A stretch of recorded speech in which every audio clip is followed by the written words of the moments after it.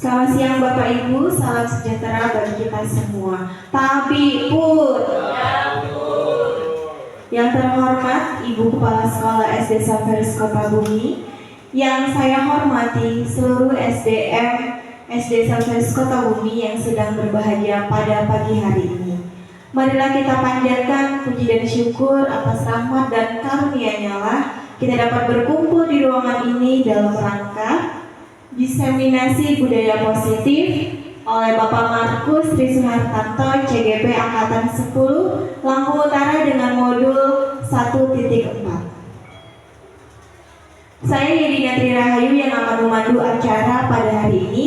Ada pula susunan acaranya yaitu pembukaan, menyanyikan lagu Indonesia Raya, doa pembuka, sambutan kepala sekolah, penyampaian materi, sesi tanya jawab, penutup dan doa penutup. Acara selanjutnya adalah acara yang kedua yaitu menyanyikan lagu Indonesia Raya. Para hadirin diharapkan untuk berdiri.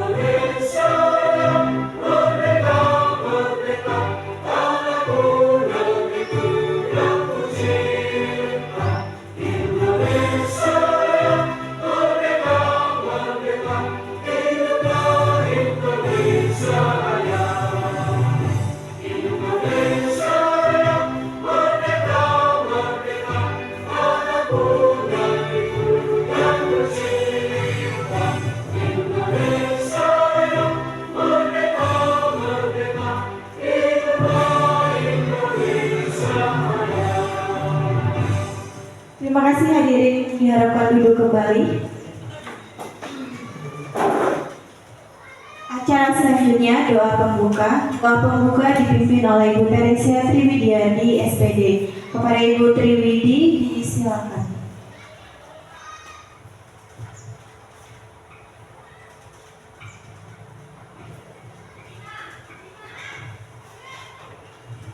Bapak Ibu, marilah kita menyiapkan hati untuk berdoa memulai acara pada hari ini.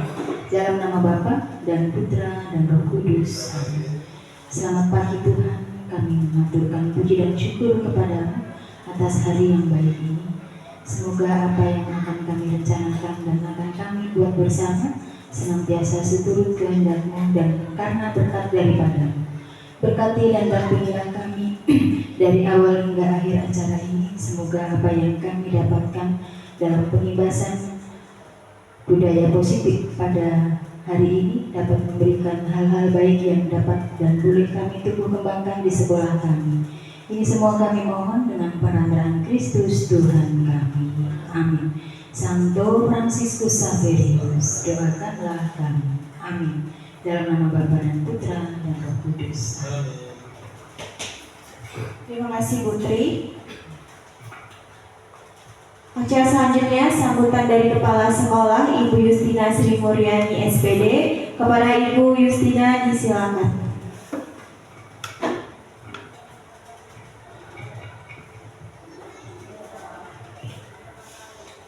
Terima kasih Bu Dina waktu yang diberikan kepada saya. Selamat pagi, selamat datang, salam sejahtera untuk kita semua. Tabipun. Yang saya banggakan, CGP Angkatan 10 Bapak Markus, juga yang saya hormati Bapak Ibu SDM Kependidikan SD Saverius yang pada pagi menjelang siang ini kita dapat bersama-sama berkumpul di sini. Puji dan syukur kita panjatkan kepada Tuhan karena kasih-Nya kita semua dalam keadaan sehat sehingga dapat berkumpul dalam kegiatan diseminasi budaya positif oleh Bapak Markus CGP Angkatan 10. Bapak Ibu, menurut filosofi pendidikan Ki Hajar Dewantara, guru diibaratkan sebagai petani yang memiliki peranan penting untuk menyuburkan tanamannya. Seorang petani akan memastikan tanah tempat tumbuhnya tanaman merupakan tanah yang kondisinya cocok untuk ditanami. Dari sini kita bisa mengibaratkan sekolah sebagai tanah dan tanaman sebagai murid.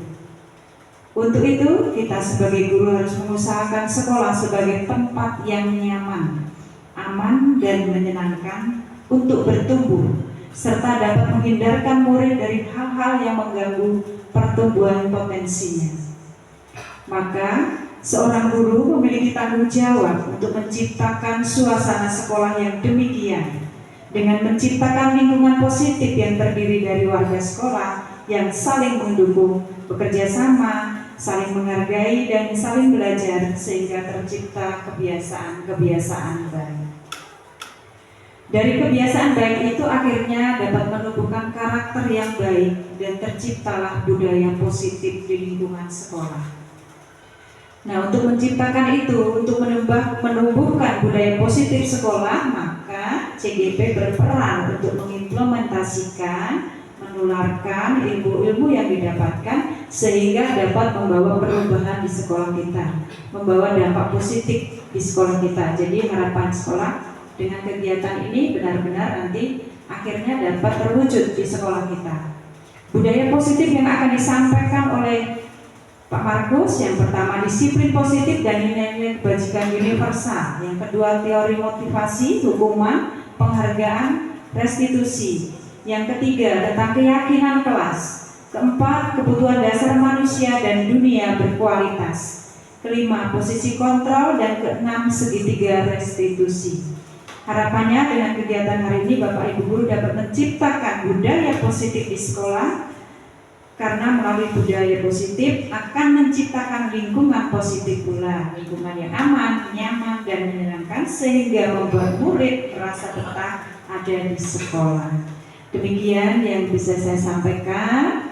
Semoga kegiatan hari ini kita sungguh bermanfaat untuk kemajuan juga untuk kebaikan sekolah kami. Sebelum saya tutup, saya mohon maaf bila ada kata yang kurang berkenan. Sekali lagi, selamat mengikuti kegiatan diseminasi budaya positif. Selamat pagi. Terima kasih Ibu Justina Sri Mulyani atas sambutannya. Bapak Ibu, mari kita beri tepuk tangan dulu untuk sambutan Ibu Justina Sri Mulyani. Baik, kita lanjut ke acara selanjutnya yaitu penyampaian materi oleh Bapak Markus Sri Suhartanto SPD, dipersilakan.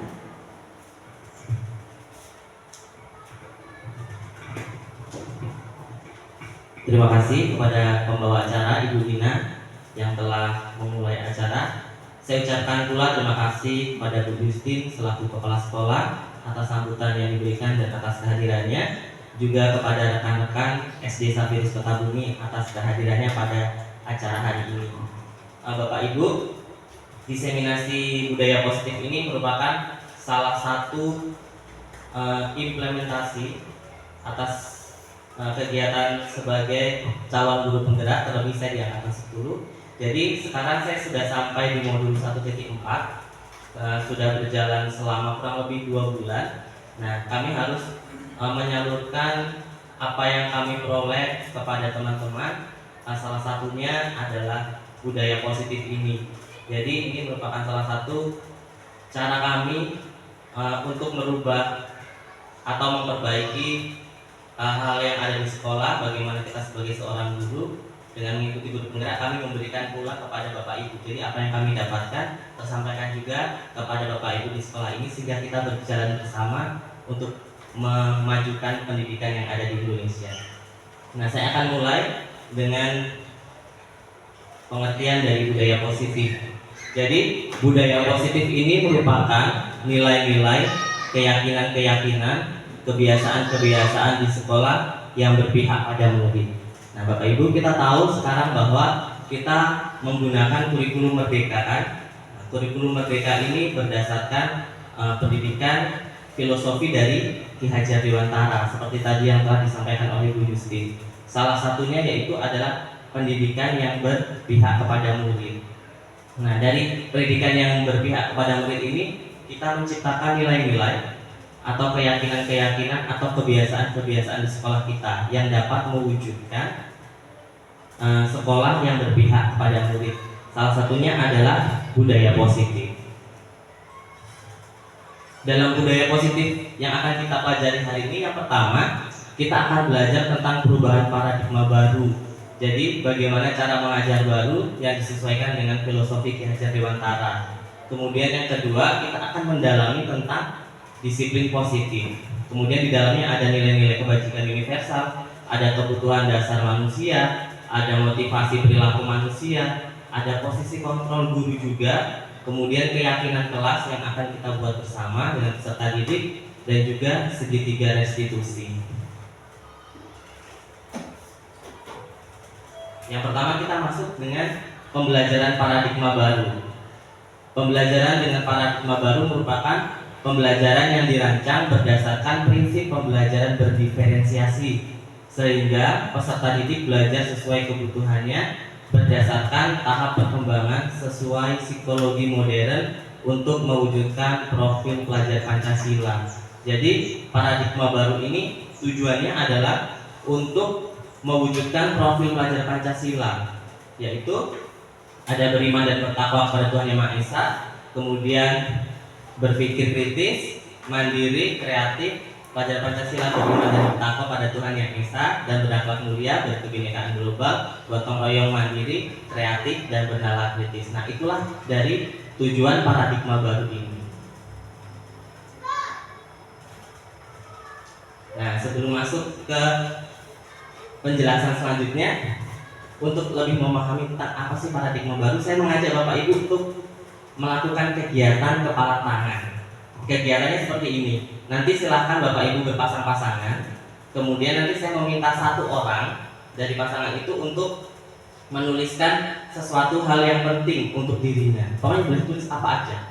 Kemudian nanti yang satu bertugas untuk meminta yang menulis tadi kan dikepal, kemudian dibujuk gimana caranya biar dia mau membuka.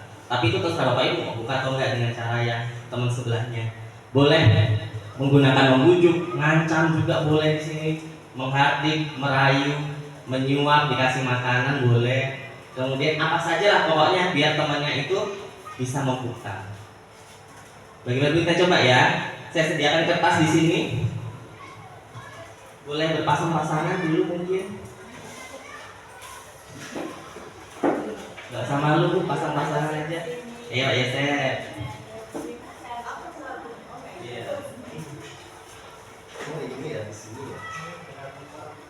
Enggak Pak, satu aja. Nanti Bapak tugasnya kalau Bu Yusin yang nulis, berarti Bapak tugasnya minta biar dibuka gitu. Penanya nanti bawa pena.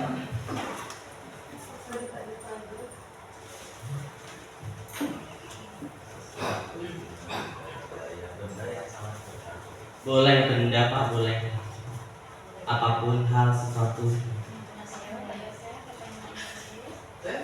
Ayo, saya tulis.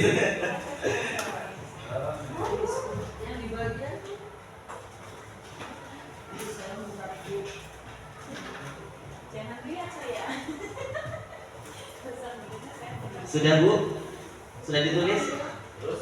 Habis itu dimasukin ke tangan Pak, di kepala. Yang menulis di kepala. Di kepala Bu. Iya. Sudah? Di kepala Bu. Di kepala yang kuat-kuat. Sudah? Nah sekarang tugas teman yang sebelahnya adalah membujuk, boleh merayu, boleh mengancam kalau mau mengancam, menghardik, menyuap, kasih duit 10 miliar Bu. Ya? Ya, ya, terserahnya. Iya, saya kasih waktu mungkin 2 menit aja. Boleh dimulai dari sekarang ya Bapak Ibu, silakan.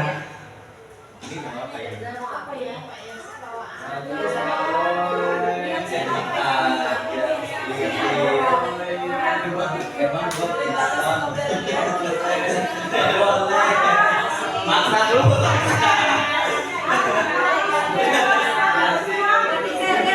Boleh Bu,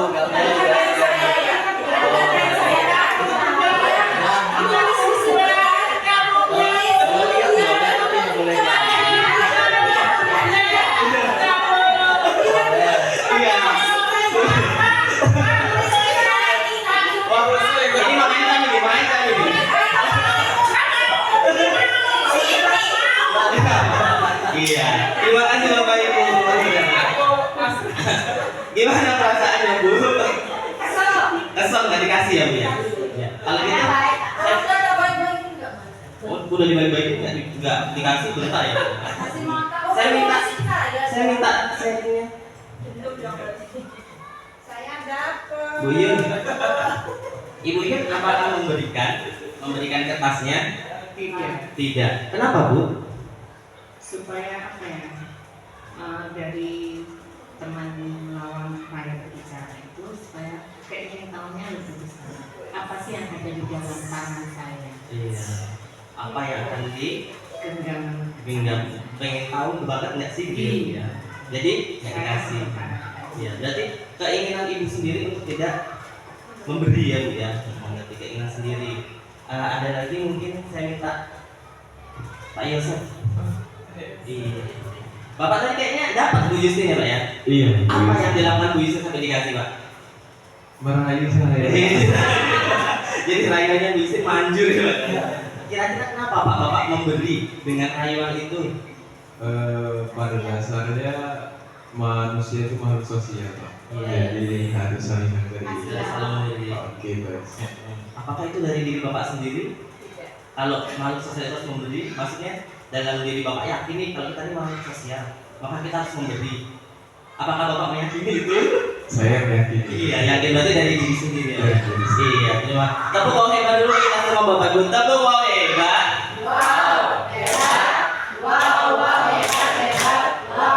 Iya, Bapak Ibu, jadi ini adalah tentang paradigma baru yang akan kita pelajari. Selanjutnya, nah ini perubahan paradigma teori kontrol atau teori pilihan ilusi kontrol. Jadi Bapak Ibu, mungkin secara tidak sadar sebenarnya dalam pendidikan sehari-hari bersama dengan peserta didik kita melakukan ini, guru melakukan ini. Kita punya ilusi, punya gambaran, oh kalau guru tuh harus seperti ini. Yang pertama, ilusi kontrol, ilusi guru mengontrol murid. Jadi yang kita lakukan selama ini adalah kamu harus ngikutin saya maunya begini, kamu harus ikut. Mau kamu senang atau kamu tidak senang, kamu ikut dengan saya. Mungkin di sini saya memberi gambaran anak seperti boneka tangan ya. Nah inilah yang ada dalam pikiran kita, bahwa kita ini punya kekuasaan untuk mengontrol murid kita. Yang kedua, ilusi bahwa kritik dan membuat orang merasa bersalah dapat menguatkan karakter. Terkadang kita mengkritik anak kamu ini. Dengan harapan memang anak itu bisa berubah, tetapi itu hanya ilusi kita bahwa dengan kita mengkritik anak itu pasti berubah. Yang ketiga, ilusi bahwa semua penguatan positif, efektif dan bermanfaat. Yang keempat, ilusi bahwa kritik dan membuat orang merasa bersalah dapat menguatkan karakter.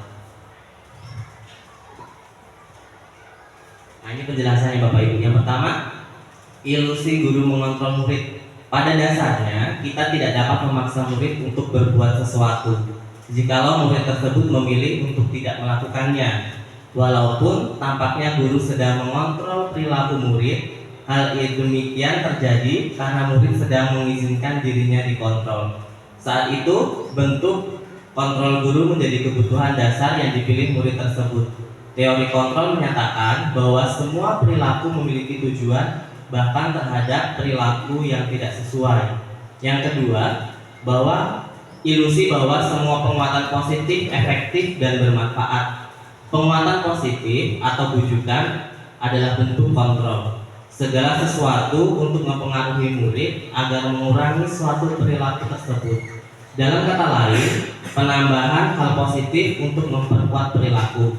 Contohnya, saat murid selesai melakukan sesuatu, kita beri pujian dengan kata kerja bagus nak, kayak gitu.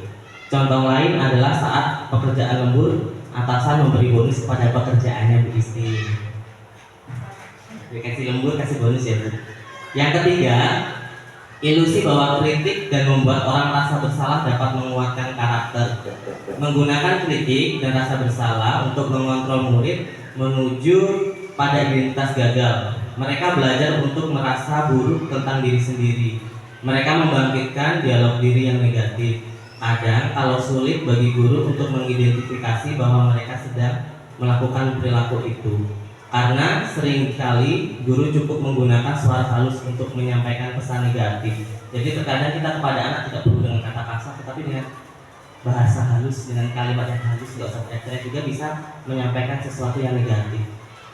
Yang keempat, ilusi bahwa orang dewasa memiliki hak untuk memaksa. Banyak orang dewasa yang percaya bahwa mereka memiliki tanggung jawab untuk membuat murid-murid berbuat hal tertentu. Apapun yang dilakukan dapat diterima selama ada sebuah kemajuan berdasarkan sebuah pengukuran kinerja. Pada saat itu pula orang dewasa akan menyadari bahwa perilaku memaksa tidak akan efektif untuk jangka waktu panjang dan sebuah hubungan atau permusuhan akan terbentuk. Nah, dari keempat ilusi ini biasanya kita sudah melakukannya. Ada yang memaksa, ada yang memberi kritik, ada yang membuat rasa bersalah. Bahkan kita merasa bahwa kita ini mempunyai hak untuk memaksa anak. Nah, inilah hal-hal lama yang mempengaruhi pola pikir kita yang harus sebenarnya kita rubah. Karena apa? Karena sebenarnya seperti permainan tadi Bapak Ibu. Mau kita memaksa dengan kekerasan, ya Bu Sulis tadi, Bu Sulis pakai kekerasan, pakai cara halus. Kalau dari dasar anaknya sendiri itu tidak mau, ya percuma yang kita lakukan. Iya, iya seperti itu Bu. Kadang-kadang anak punya caranya sendiri, tetapi tidak sesuai dengan kita. Atau kita ingin anak ikut kita, selama pelajaran itu ikut duduk diam, tenang, mendengarkan, seperti itu. Nah, itu menjadi salah satu ilusi bahwa kita itu mempunyai hak untuk memaksa mereka. Nah, meskipun dalam diri mereka kalau seumpamanya mengikuti kemauan kita, itu bukan berasal dari kita, tetapi dari diri mereka sendiri. Sama seperti Pak Yosef tadi, dia ngasih meskipun dipaksa. Kalau dari dirinya mau memberinya, diberi. Atau seperti Bu Yun tadi, kalau emang dari dirinya saya nggak mau memberi, nggak mau ngikutin guru saya, ya saya nggak ngikutin, seperti itu. Nah, inilah paradigma yang perlu kita rubah dari pelajaran paradigma baru. Nah, selanjutnya Bapak Ibu, kita akan masuk ke dalam disiplin positif. Nah, ini adalah inti dari pertemuan kita. Teori kontrol, teori pilihan dari Dr. William Glasser ini, beliau melakukan penelitian lalu menemukan beberapa perilaku pada manusia. Mungkin tidak terlihat, saya bacakan. Yang pertama, Anda tidak bisa mengontrol orang lain, hanya Anda yang bisa mengontrol diri Anda sendiri. Jadi sebenarnya kita tidak dapat mengontrol peserta didik kita.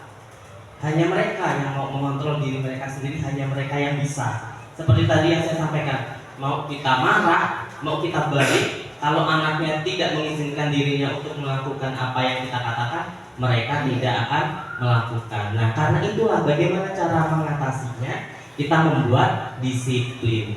Makna disiplin. Dari hal ini kita menjadi makna disiplin dengan pengertian bahwa belajar kontrol diri dengan menggali potensi kita agar tercapai tujuan mulia, yaitu sesuatu menjadi seseorang yang kita inginkan berdasarkan nilai-nilai yang kita hargai. Jadi anak diajak untuk meyakini, seperti Pak Yosef tadi, yakin kalau kita harus sosial, maka kita harus saling berbagi. Nah, kita menyadarkan anak-anak agar meyakini nilai-nilai yang seperti itu. Kemudian yang kedua, semua perilaku memiliki tujuan.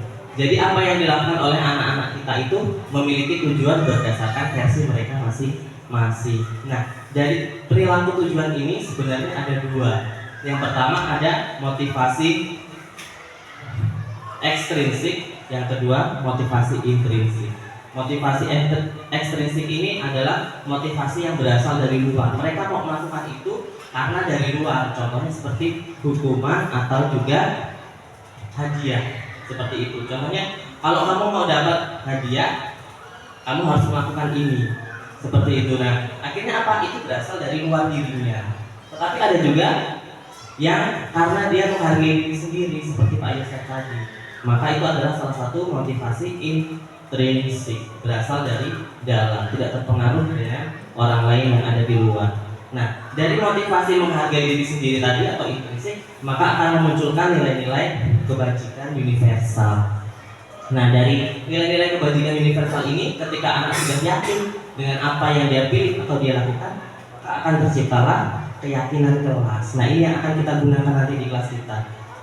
Kemudian selanjutnya ada model berperilaku menang-menang, ada juga kolaborasi konsensus menciptakan pilihan baru. Nah, inilah nanti yang akan menjadi posisi kita sebagai guru. Ada lima posisi kontrol sebagai seorang guru. Ada penghukum, pembuat rasa bersalah, teman, kemudian apa ini?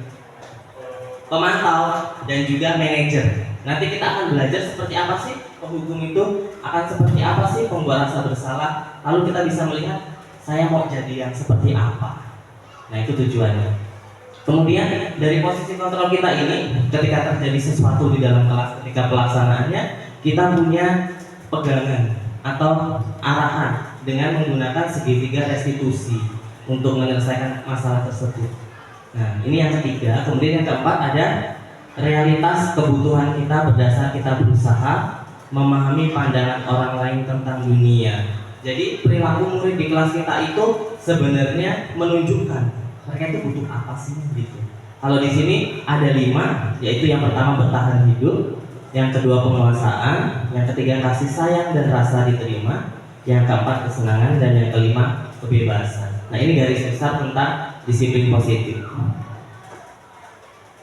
Nah, kita akan mulai dengan memahami dulu apa sih makna kata disiplin.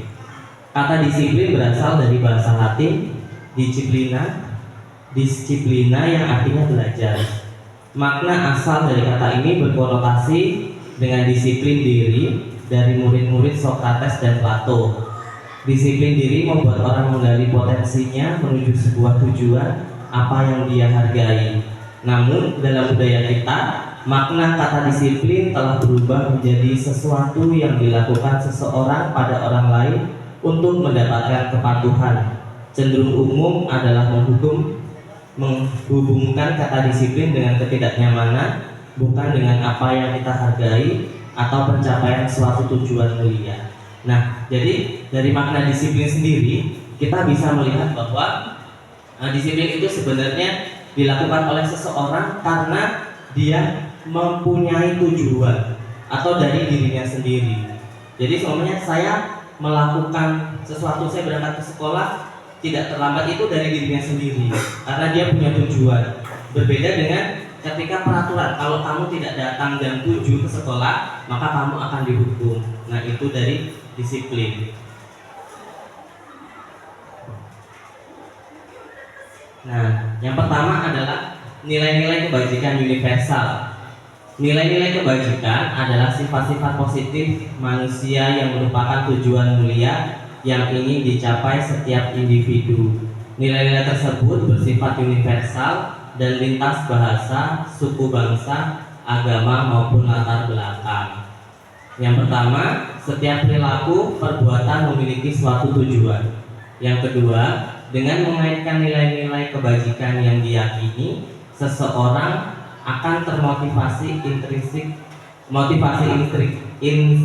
intrinsiknya akan terbangun sehingga menggerakkan motivasi dalam diri untuk dapat mencapai tujuan mulia yang diinginkan. Nilai-nilai kebajikan yang ingin dicapai oleh setiap anak Indonesia kita kenal dengan profil pelajar Pancasila, yaitu beriman dan bertakwa pada Tuhan Yang Maha Esa dan berakhlak mulia, mandiri, bernalar kritis, berkebinekaan global, gotong royong dan kreatif. Nah, ini adalah nilai-nilai kebajikan universal yang akan kita tanamkan kepada peserta didik kita, tetapi mereka sadar bahwa nilai-nilai itu penting bagi mereka tanpa adanya suatu paksaan. Nah, ini tadi berikutnya adalah kebutuhan dasar manusia. Kebutuhan dasar manusia adalah segala sesuatu yang kita lakukan untuk mendapatkan apa yang kita inginkan. Seluruh tindakan yang kita lakukan memiliki tujuan tertentu dan semua usaha terbaik yang kita lakukan adalah dalam rangka agar kebutuhan dasar kita terpenuhi. Seperti tadi yang sudah saya jelaskan bahwa kebutuhan dasar manusia itu ada 5. Yang pertama, bertahan hidup. Manusia dapat bertahan hidup jika ada makanan, pakaian, tempat tinggal, keamanan, dan kesehatan. Yang kedua, kasih sayang dan rasa cinta, seperti rasa diterima, dipedulikan, berbagi, kerjasama, dan menjadi bagian dari kelompok. Mungkin kita di kelas mengalami ini, anak kita kok kayak minta perhatian ya. Nah, mungkin itulah bahwa anak kita itu mungkin tidak mendapatkan perhatian di rumah sehingga mencari perhatian di sekolah, atau kita yang terlalu memperhatikan murid lain sehingga murid kita ini merasa kurang diperhatikan. Jadi dia mencari-cari bagaimana agar kita memperhatikan mereka. Kemudian ada penguasaan. Penguasaan ini salah satunya diantaranya harga diri, keinginan untuk dianggap, memimpin, berprestasi, diakui dan didengar. Pasti ada kita yang seperti itu ya Bapak Ibu ya. Ada banget anak yang pengen memimpin, sampai ketika kerja kelompok mau dengan siapapun, ya itu aja yang mau berbicara di dalam kelompok itu, dia yang harus diikutin kata-katanya.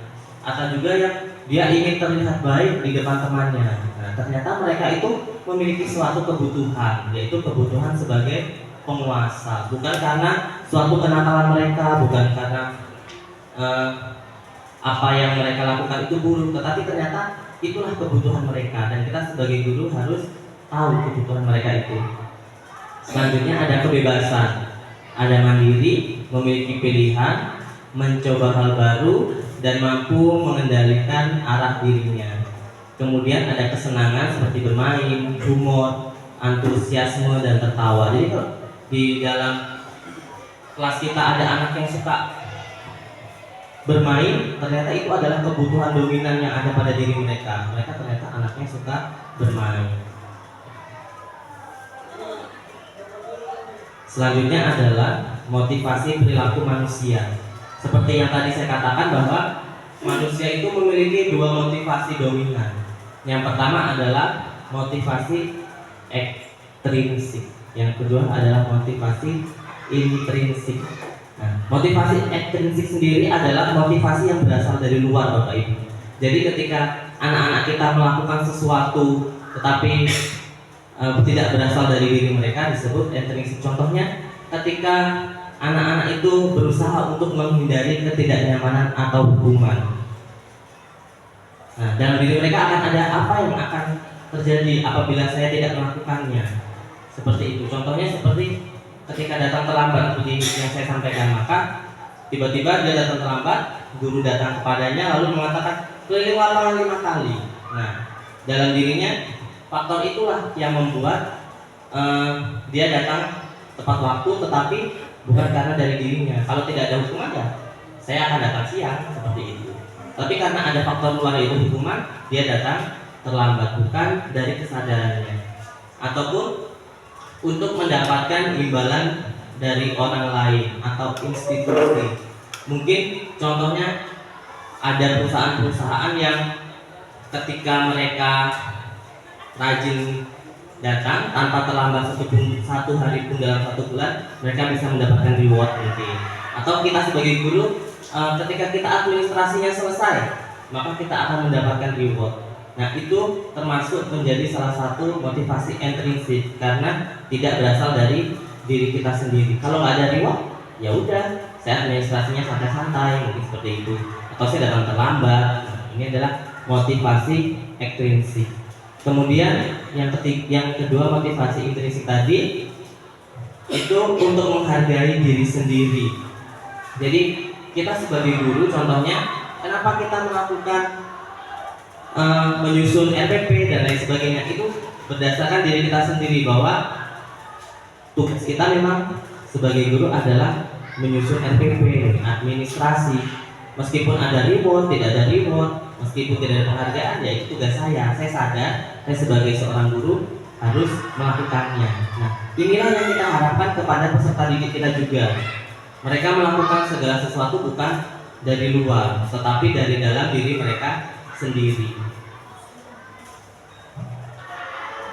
Menurut Ki Hajar Dewantara, merdeka itu artinya tidak hanya terlepas dari perintah, akan tetapi juga cakap membuat perintah diri sendiri. Nah, ketika kita mengangkat merdeka belajar, mereka juga merdeka bahwa mereka dapat memerintah diri mereka sendiri. Peserta didik diharapkan dapat memerintah diri mereka sendiri. Selanjutnya kita akan membahas tentang hukuman, konsekuensi, dan restitusi. Bapak Ibu tahu hukuman ya? Tahu hukuman? Boleh berbicara mungkin Bapak Ibu, hukuman itu apa sih? Boleh bantu saya, Pak Bu Sulis? Iya. Sesuatu yang diberikan karena melakukan sesuatu yang tidak benar. Sesuatu yang diberikan karena melakukan sesuatu yang tidak benar. Boleh. Terima kasih Bu. Boleh open ke belakang. Bu Tri, konsekuensi pernah dengar Bu? Konsekuensi akibat dari apa ya? Karena dia melakukan sesuatu yang bukan dari kesepakatan, dia mengakibatkan ya sejenis sebagai silih lah ya. Karena dia sudah melakukan ini, melanggar ini, maka dia harus melakukan itu. Terima kasih. Berarti ada kesepakatan sebelumnya ya Bu ya? Iya. Terima kasih Bu. Ya, jadi kalau dari Bu Sulis, hukuman itu karena melanggar sesuatu, jadi diberi hukuman ya Bu. Sedangkan kalau dari Bu Tri itu kata kuncinya ada kesepakatan. Jadi sudah disepakati dulu. Contohnya ketika kamu datang terlambat, kesepakatannya mau diapain nih? Gitu kan? Contohnya ketika datang terlambat bernyanyi lagu daerah di depan kelas. Nah, dia sudah tahu apa yang dia lakukan beda dengan hukuman. Tiba-tiba aja ya Bu, nggak ada kesepakatan. Nah, kita akan dalami tentang hukuman, konsekuensi, dan restitusi. Hukuman itu yang pertama tidak terencana atau tiba-tiba. Kita nggak tahu bahwa ada anak kita yang terlambat. Tiba-tiba dia datang terlambat, kita hukum suruh keliling lapangan. Nah, itu adalah hukuman.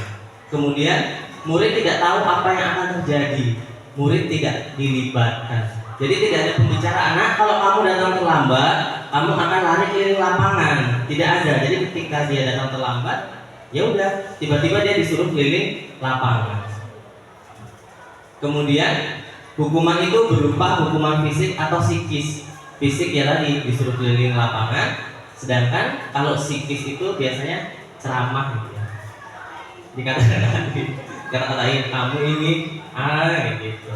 Kemudian kalau hukuman itu bersifat satu arah. Jadi guru kepada peserta didik aja ya. Peserta didik diizinkan bicara gitu. Menerima ya. Disuruh lari ya udah lari. Nah, itu bersifat satu arah.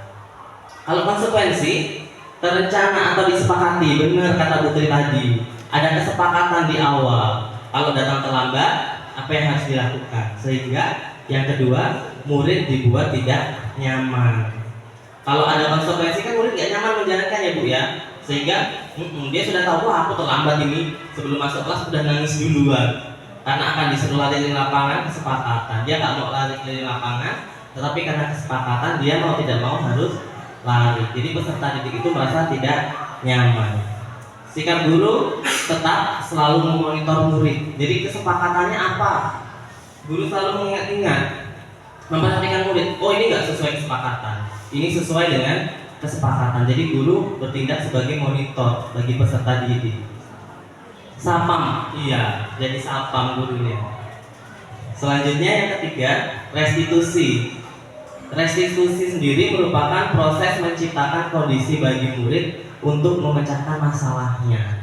Jadi ketika ada peserta didik mengalami suatu hal atau suatu masalah, kita tidak menunjukkan ini loh nak, kamu merobek buku temanmu, ganti ya tanggung jawabmu. Seperti itu tidak, tetapi peserta didik diajak untuk memecahkan sendiri. Nah, kalau kamu sudah merusak buku temanmu, apa yang harus kamu lakukan? Jadi inisiatif dari peserta didik sendiri.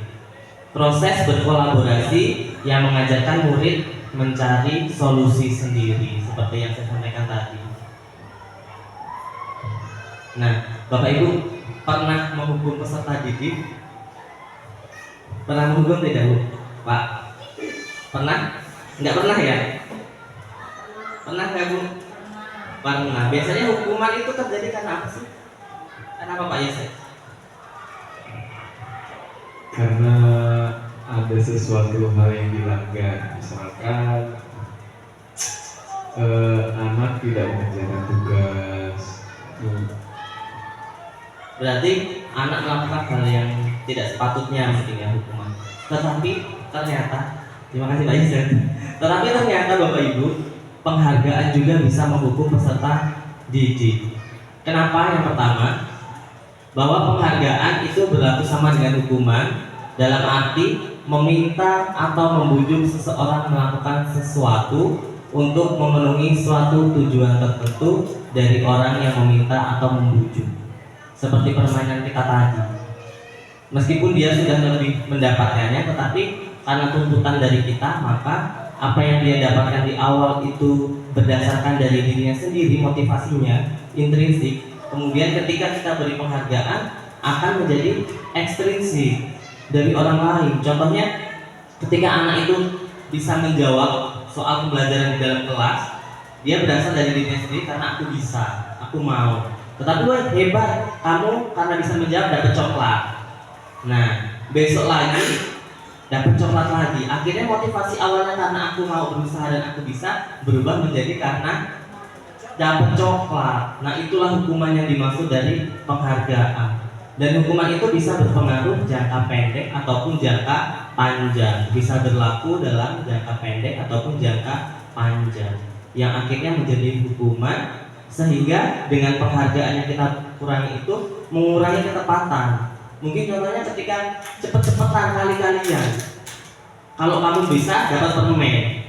Nah, awalnya karena nggak ada penghargaan, dia melakukan dari dirinya, dia konsentrasi. Tetapi aku harus cepet, aku dapat permen sebelum temennya, sehingga dia menjadi kurang tepat ketika menjawab. Nah, itu yang mengakibatkan. Jadi dari intrinsiknya tadi malah berubah jadi ekstrinsik. Kemudian menjadikan penghargaan tidak efektif. Karena apa? Karena yang mengurangi ketepatan tadi. Selanjutnya, penghargaan merusak hubungan. Hubungan ini bisa terjadi ketika Bu Sulis nih, biasanya aku yang ditunjuk duluan, sekarang jadi dia. Iya kan, Bu? Jadinya apa? Anak itu merusak hubungannya, menjadi berbeda antara guru dan peserta didik. Atau kok yang ditunjuk dia terus sih? Aku kapan? Gitu kan? Atau yang dapat dia terus, akhirnya aku jarang begitu. Nah, itulah yang membuat penghargaan itu merusak hubungan. Apakah kita lanjut dulu ya, masih ada satu lagi. Nah, ini penghargaan itu menurunkan kualitas. Kalau kita memberikan penghargaan yang tidak tepat, akan menurunkan kualitas dari peserta didik. Kemudian mematikan kreativitas. Kreativitas anak menjadi tidak berkembang. Kemudian mengurangi motivasi intrinsik tadi yang harusnya dari dalam dirinya sudah terbangun, karena ada hal dari luar menjadi rusak atau berkurang. Nah, apakah penghargaan itu tidak boleh diberikan jadinya? Tidak, penghargaan tetap boleh diberikan dengan beberapa catatan yang ada di depan ini. Dalam memberikan apresiasi atau pengakuan perlu diingat beberapa hal. Beri dukungan secara khusus. Jadi mungkin tidak di klasikal ya Bapak Ibu ya. Mungkin ketika anak sudah istirahat, dia dekat dengan kita, bagus lo tadi, kayak gitu.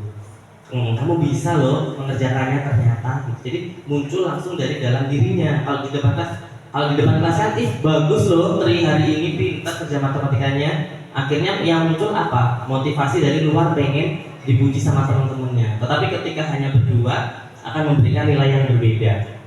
Kemudian pengakuan secara pribadi itu sama, kurang lebih seperti tadi. Kemudian memberi pengakuan kepada semua murid secara bergantian. Jadi merata, semua anak merasa diperhatikan oleh gurunya. Kemudian beri pengakuan secara konsisten. Selanjutnya fokus pada proses, lebih fokus pada proses yang dialami oleh peserta didik. Nah, contoh pengakuan atau apresiasinya dapat dilakukan seperti ini. Contohnya kita membuka berbicara dengan peserta didik. Kemarin saya perhatikan. Nah, ini kan berarti kan prosesnya kita tahu ya Bu ya. Anak-anak kita tahu prosesnya. Rasa empatimu besar sekali. Nilai kebajikan yang tadi kita bahas di depan, profil belajar Pancasila salah satunya bisa kita tanamkan di sini. Kemudian situasinya yaitu apa yang dilakukan anak tersebut pada saat menolong murid baru di kelas kita. Jadi kita memberi apresiasi tetapi tidak menurunkan nilai intrinsik dari anak tersebut. Kemudian saya menghargai kepedulianmu pada saat kamu membantu teman-temanmu di tugas kelompok. Kemudian ada juga terima kasih untuk tanggung jawabmu pada saat memungut kertas yang berserakan di lantai. Nah, ini adalah contoh apresiasi atau pengakuan yang dapat kita lakukan tetapi di dalamnya ada nilai-nilai kebajikan juga. Nah, ini beberapa contoh perbedaan hukuman dan konsekuensi. Kalau hukuman itu sesuatu yang menyakitkan dan harus terjadi, sedangkan konsekuensi sesuatu yang harus terjadi. Tentu saja kita tahu karena ada kesepakatan tadi ya. Kalau nggak ada kesepakatan kan kita nggak tahu seperti hukuman kan, tetapi harus terjadi dan itu menyakitkan. Kemudian membuat anak sakit fisik maupun hati untuk jangka waktu yang lama karena dihukum, jadi dia merasa tersakiti hati ataupun fisiknya. Kemudian membuat anak merasa tidak nyaman dalam jangka waktu pendek. Konsekuensi lebih pendek dibandingkan dengan hukuman. Hukuman anak membenci kedisiplinan. Kalau datang telat, kenapa sih harus datang jam 7 pagi-pagi benar? Nah, akhirnya apa? Sikap disiplin yang baik malah menjadi dibenci oleh anak tersebut. Nah, kalau konsekuensi itu anak menghargai disiplin karena sudah tahu apa yang akan terjadi. Kemudian hukuman itu sifatnya paksaan, sedangkan konsekuensi stimulus dan tanggapan. Jadi kayak mereka tahu apa yang akan terjadi. Jadi mereka tanggapannya seperti apa. Udah tahu kalau jam 7 masuk, ya tanggapannya adalah sebelum jam 7 sudah hadir di kelas. Mendorong anak menyakiti diri sendiri, mendorong anak agar mudah menyesuaikan diri. Jadi tahu yang harus dilakukan, dia dapat menyesuaikan diri. Konsep diri yang buruk, konsep diri yang baik untuk konsekuensi. Anak belajar untuk menyembunyikan kesalahan di hukuman karena takut dihukum, jadi dia menyembunyikan kesalahannya, akhirnya berbohong. Contohnya kayak kejadian di kelas, siapa yang merusak buku ini? Akhirnya kalau takut dihukum, apa yang mereka lakukan Bapak Ibu? Nggak tahu, berbohong nggak tahu, menutup-nutupi kan? Iya, itu yang sering terjadi di sekolah pada peserta didik maksud saya. Kalau ada sesuatu hal yang takut dihukum, pasti menutup-nutupi, berbohong. Tetapi ketika konsekuensi, anak belajar mematuhi peraturan. Kemudian hukuman ada marah, rasa bersalah, dipermalukan, merasa tidak dihargai. Sedangkan konsekuensi kehilangan hak, dibuat tidak nyaman, diasingkan, tetapi untuk waktu yang sementara. Jadi kalau konsekuensi itu, oh temanku juga mengalami hal yang sama. Jadi jangka waktu yang dirasakan itu lebih pendek dibandingkan dengan hukuman. Karena apa? Bisa jadi ketika kita menghukum anak itu, kita beda mood, beda anak, beda juga hukumannya Bapak Ibu ya. Oh ini anaknya jarang terlambat, yang ini anaknya sering banget terlambat. Maka hukuman anak yang sering terlambat biasanya lebih tinggi tingkatnya dibandingkan anak yang jarang terlambat ya. Jarang terlambat, oh nggak apa-apa, ambil surat, balik lagi ke sini, selesai. Tapi kalau anak yang sering terlambat, kamu nih dimakin dulu, dikasih. Oh nadanya beda ya benar. Dikasih amanah dulu di depannya baru bisa masuk ke kelas. Jadi itulah yang terjadi. Nah, sudah belajar hukuman dan konsekuensi Bapak Ibu kan ya.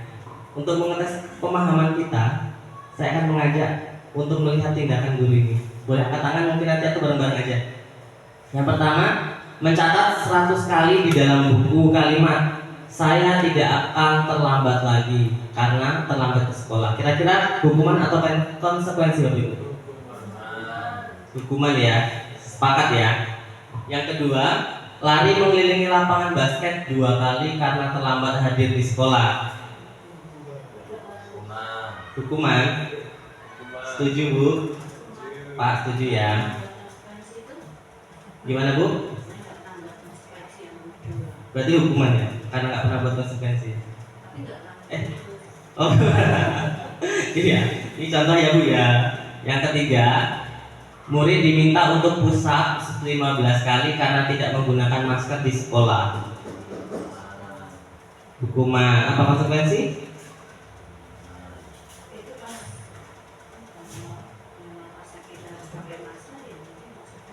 Iya, bisa konsekuensi, bisa hukuman ternyata. Selanjutnya yang keempat, menggantikan kertas tugas teman yang telah dicoret-coret. Konsekuensi. Karena dia melakukan sesuatu, konsekuensinya apa ya? Nomor 5, membersihkan tumpahan air di meja tulis karena tersenggol pada saat belajar. Konsekuensi. Murid disuruh untuk mengenakan sepatu seharian di sekolah karena tidak mengenakan sepatu hitam. Hukuman ya. Lari mengelilingi lapangan basket 2 kali sehari karena terlambat 10 menit untuk pelajaran PJOK. Konsekuensi. Ini yang nomor 2 suruh lari juga, Bu. Tapi hukuman. Karena pas pelajaran PJOK. Oh, Pak Niko.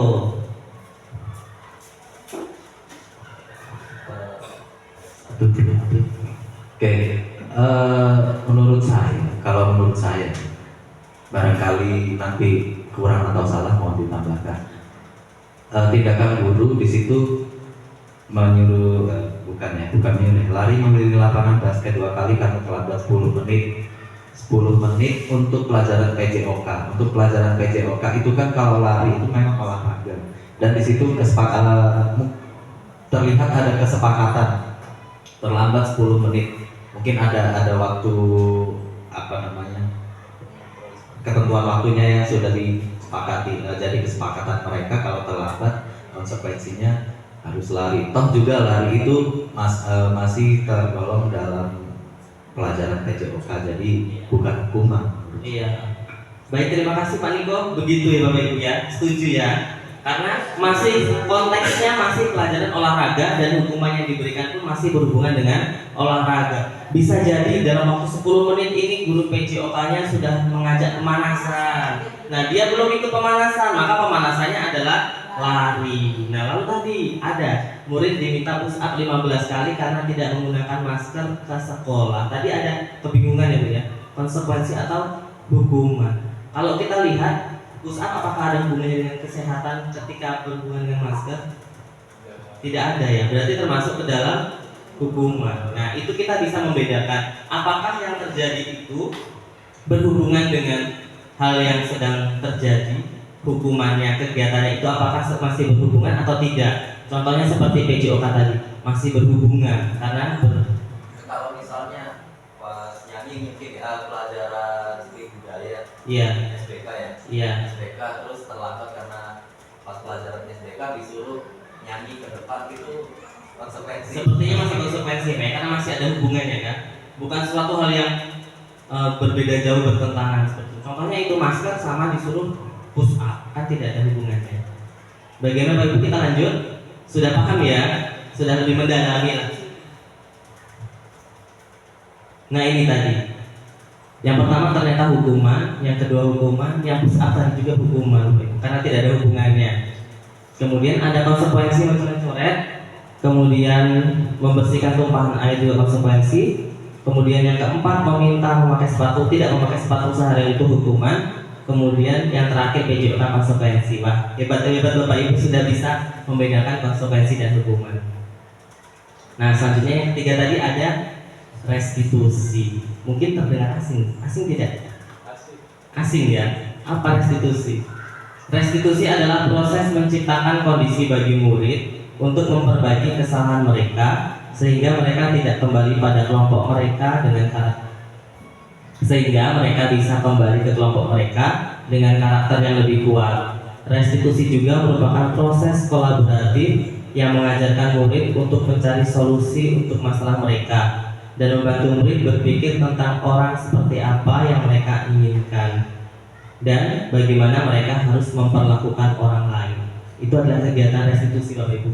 Restitusi itu adalah kondisi bagi murid untuk memperbaiki kesalahan mereka. Berarti ini kita lakukan ketika terjadi masalah pada peserta didik. Langkah pertama jika kita lihat mereka harus memperbaiki. Nah, kita akan masuk lebih dalam tentang restitusi. Ciri-cirinya bukan untuk menebus kesalahan, namun untuk belajar dari kesalahan. Jadi ketika kita berbicara dengan murid, kamu sudah begini, kamu harus gimana-gimana. Tetapi untuk belajar dari sana, kamu sudah begini, besok ulangi lagi atau tidak, seperti itu. Kemudian memperbaiki hubungan, dia bermasalah dengan siapa. Nah, kita meminta mereka untuk memperbaiki hubungan mereka. Kemudian ada tawaran, bukan paksaan sifatnya. Nah, kamu melakukan kesalahan ini, kamu harus apa? Bukan kita, kamu udah merobek, ganti yang baru. Seperti itu. Jadi inisiatif dari mereka sendiri. Restitusi menuntun untuk melihat ke dalam diri. Restitusi mencari kebutuhan dasar yang mendasari tindakan. Restitusi diri adalah cara yang paling baik. Ternyata restitusi cara paling baik, Bapak Ibu. Restitusi fokus pada karakter, bukan tindakan. Jadi kita menyadarkan peserta didik kita akan karakter. Kemudian restitusi fokus pada solusi. Jadi ketika kita sudah berbicara tentang restitusi, maka di akhir restitusi akan tercipta suatu solusi untuk memperbaiki kesalahan tadi, menebus kesalahan, memperbaiki kesalahan. Restitusi mengembalikan murid yang berbuat salah pada kelompoknya. Jadi ketika anak kita sudah mendapat restitusi dari kita, harapannya anak itu seperti dengan teman-teman lainnya, bisa sama. Seperti itu. Nah, ini adalah hukuman, perbandingan hukuman, konsekuensi, dan restitusi. Hukuman itu bisa disebut dengan identitas gagal, sedangkan konsekuensi dan restitusi itu identitas sukses atau disiplin. Contoh satu saja, Bapak Ibu ya. Sesuatu yang menyakitkan harus terjadi jika hukuman, sedangkan kalau konsekuensi sesuatu harus terjadi. Tadi kita sudah bahas. Nah, untuk restitusinya merupakan suatu pilihan. Mereka tuh bisa memilih sebenarnya. Nah, selanjutnya yang kedua, tidak nyaman untuk murid untuk jangka waktu yang panjang. Kalau konsekuensi tidak nyaman untuk jangka waktu yang pendek. Sedangkan restitusi menguatkan untuk murid atau anak dalam jangka waktu panjang. Jadi kita menguatkan mereka, bukan menjas mereka. Seperti itu. Saya lanjutkan. Nah, kita masuk ke dalam posisi kontrol guru. Seperti tadi yang saya sampaikan bahwa kita memiliki posisi kontrol. Yang pertama penghukum, yang kedua pembuat rasa bersalah, yang ketiga teman, pemantau, dan juga manajer. Contoh penerapan 5 posisi kontrol. Ini kasusnya anak tidak mengerjakan PR. Kalau penghukum dia akan mengatakan lekas berdiri di depan kelas. Jadi guru itu dengan nada yang keras meminta anak untuk berdiri di depan kelas. Kemudian jika pembuat rasa bersalah, dia akan mengatakan kamu tidak kasihan sama ibu atau sama bapak. Sudah capek-capek memberi PR agar kamu tambah paham, tapi kok malah tidak dikerjakan. Jadi seperti itu, oh iya kasihan ya bapak ibu guru saya. Seperti itu. Nah, itu posisi pembuat rasa bersalah. Pernah bapak ibu mengatakan seperti itu? Anggap-anggap berarti pernah ya? Kamu gak kasihan sama saya, udah sampai capek ngajar di sini ngomong, kamu ngomong sendiri di situ gitu ya. Kemudian ada posisi teman. Ayo dong belajar disiplin, bantu ibu atau bapak ya agar tidak dimarahi kepala sekolah karena tidak bisa mendidik anak agar disiplin. Untuk guru kepala sekolah kita gak galak ya. Jadi kita gak akan dimarah. Nah, ini contoh perkataan yang akan diungkapkan oleh guru. Kemudian pemantau, kamu tidak mengerjakan PR, kamu sudah tahu konsekuensinya. Sana kerjakan PR di depan kelas. Jadi kalau pemantau itu sudah ada konsekuensi yang mereka tahu akan dilakukan. Kemudian kalau manajer, kamu tahu kesalahanmu, kenapa kamu tidak mengerjakan PR? Kira-kira bagaimana kamu memperbaiki kesalahanmu? Nah, ini seperti restitusi Bapak Ibu. Anak disuruh mencari solusi sendiri tanpa kita harus marah-marah. Nah, ini tentang posisi guru tadi. Kemudian ada tugas. Pertanyaan kita coba isi bareng-bareng lagi dulu ya. Saya kecewa sekali dengan kamu. Nah, kira-kira ini posisi mana yang mengatakan? Kalau anak-anak kamu gurunya kecewa berarti membuat rasa bersalah ya. Iya, udah guru iya kecewa, gurunya kecewa. Jadi sikap pemantaunya adalah membuat bersalah. Kalau kamu tidak pernah benar melakukannya, memantau, kamu tidak pernah benar melakukannya, kamu ini nggak benar melakukannya. Nggak apa-apa Pak, salah Pak, Bu. Apa kira-kira? Yang kedua ada penghukum, ada pemantau, ada pembuat bersalah, teman. Kemudian yang kelima ada manajer. Pembuat bersalah. Iya, kita lanjut yang ketiga. Ayolah lakukan demi ibu bapak nih. Teman, gampang ya. Yang keempat, apakah kamu mau mendapat stiker bintang hari ini?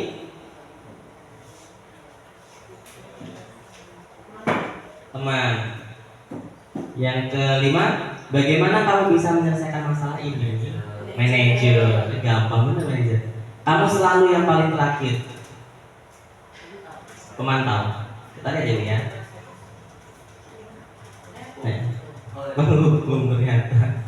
Nah inilah kata-kata yang biasa disampaikan seorang penghukum, pembuat bersalah. Pembuat bersalah benar tadi, kamu tidak pernah benar. Mungkin nanti kita dalami lagi.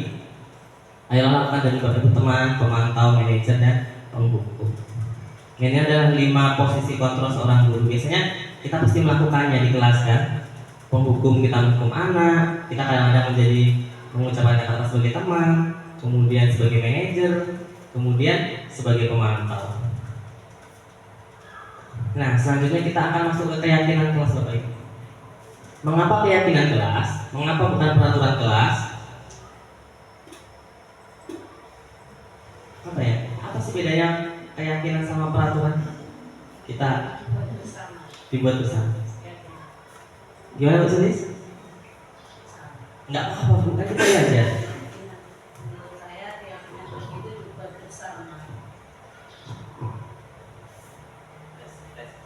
Keyakinan dibuat bersama. sama. Kalau mengapa bukan peraturan kelas itu? Kalau peraturan itu kan memang sudah ada. Jadi kalau keyakinan, kalau saya hampir seperti kesepakatan ya, diyakini bersama.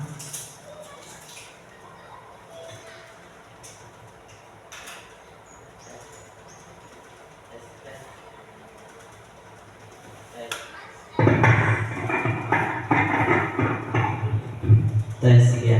Terima kasih Bu Sulistya. Kalau keyakinan kelas itu seperti tadi, kita buat secara bersama. Sedangkan kalau peraturan itu dibuat oleh, ya. Contohnya kalau sekolah ya sudah ada peraturannya seperti itu. Mau tidak mau, anak itu sudah ada peraturannya ya harus dijalankan. Sedangkan kalau keyakinan, mereka bisa mengusulkan dari diri mereka sendiri.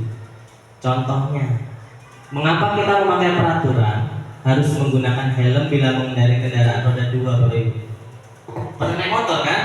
Kenapa harus pakai helm? Tujuannya apa? Menjaga keselamatan Ibu ya. Nggak panas, bukan karena takut kena tilang. Iya. Iya, saya uang ya. Berarti kalau motivasinya benar, maka dia sadar bahwa dia menggunakan helm itu keselamatan ya Bu ya. Iya. Kalau motivasinya dari luar, takut ditilang polisi. Yang kedua, mengapa kita memiliki peraturan 3M, menggunakan masker, mencuci tangan, dan menjaga jarak 1,5 meter. Kalau tadi kan keamanan, kalau ini keselamatan, kalau ini apa Bu? Kesehatan, benar. Mengapa kita memiliki peraturan harus datang tepat waktu pada saat mengikuti pelatihan?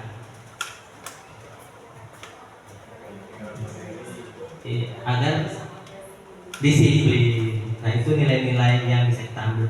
Untuk mendukung motivasi intrinsik, kembali ke nilai-nilai atau keyakinan lebih menggerakkan seseorang dibandingkan mengikuti serangkaian peraturan-peraturan. Nah, keyakinan kelas ini Bapak Ibu, itu sebenarnya tujuannya ini untuk menumbuhkan motivasi intrinsik kepada peserta didik. Contohnya seperti ini, kasus ini, 3 kasus ini menggunakan helm. Kalau kita sadar tanpa ada tilang ya, sebenarnya kalau pakai helm itu untuk keselamatan, untuk keamanan, tanpa ada polisi pun kita pasti akan memakai ya Bu ya, meskipun rumah Bu Sulis dekat dari kota alam ke sini, ke pasar juga pakai karena sadar kan Bu.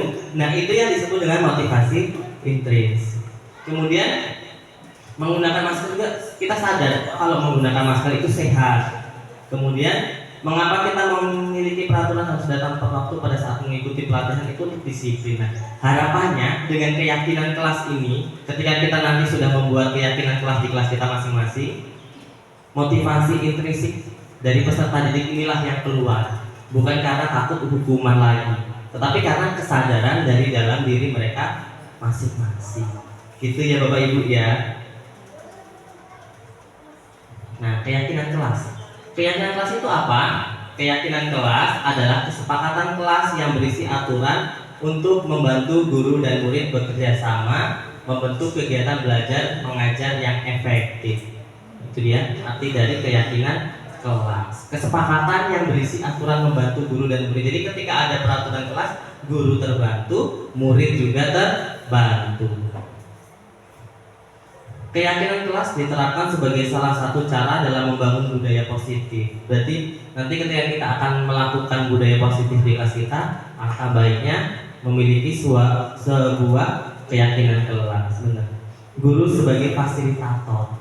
Jadi kita memiliki tugas sebagai fasilitator, memfasilitasi ya Bu ya. Apa yang mereka inginkan kita fasilitasi, tidak maksudnya kita harus memilih-milih juga ketika membuat keyakinan kelas. Jangan 100% apa yang anak itu tuliskan yang mereka mau kita iyakan, tetapi kita ajak mereka juga, nah coba dia perhatikan ini.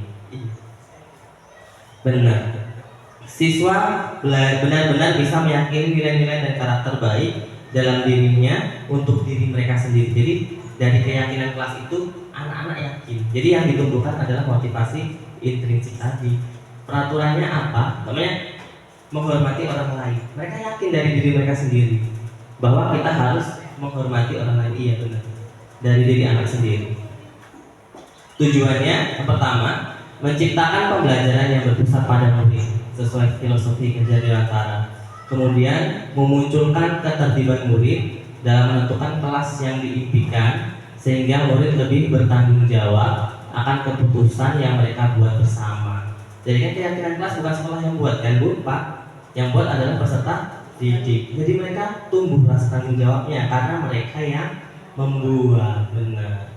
Kemudian menumbuhkan komunikasi efektif antara murid dan guru. Anak maunya apa, guru maunya seperti apa. Jadi enggak guru membuat, kamu harus ikut. Gitu. Jadi menumbuhkan komunikasi efektif. Selanjutnya, mewujudkan tujuan pendidikan yang berorientasi pada profil pelajar Pancasila seperti tadi yang sudah dibahas. Tolak ukur keberhasilannya, dukungan dan motivasi dari kepala sekolah dan guru adalah magnet tersendiri bagi anak. Jadi ketika melakukan kegiatan kelas, guru bahkan kepala sekolah pun harus memberi dukungan dan motivasi. Jangan nanti ada anak yang kita sayangi atau kita lihat lebih melanggar, tapi nggak apa-apa kayak gitu. Nah itu tidak memberikan suatu motivasi yang baik untuk peserta didik.